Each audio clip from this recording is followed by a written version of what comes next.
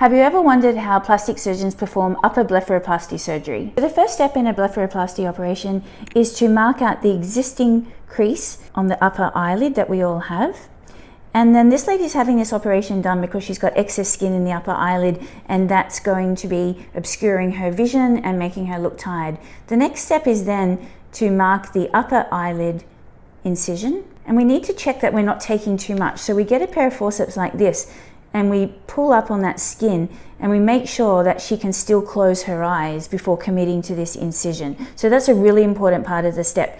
If we take too much skin and the lady can't close her eyelid, then she's going to get a corneal abrasion and ulceration. So now I've done the markings, and the first step then is to take the knife and cut the lower incision. Then similarly, we use the knife to cut the upper incision of the blepharoplasty surgery. The next thing I'm going to do is just remove this excess skin.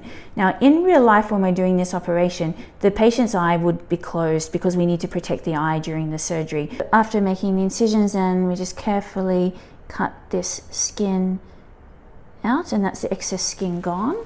And what I've revealed here is the underlying orbicularis muscle, a muscle that helps to close our eyes. Now, one of the things that happens with aging is we can get some bulging fat in the middle of the eyelid. So we just carefully move the orbicularis muscle away to reveal that fat. And then we, using a pair of scissors, will carefully dissect out that fat and remove that blob of fat. And that takes away that bulge from the inside corner of the eye. Once we've removed that fat, the final step in the procedure is just to stitch the edges of the skin together. We just gently then close the incision with some fine stitches, and there we have the end result. So at the end of the operation, if we compare it to the other side, we've lost this fold of skin and we've got a much nicer open eye, and she'll have improved peripheral vision as well.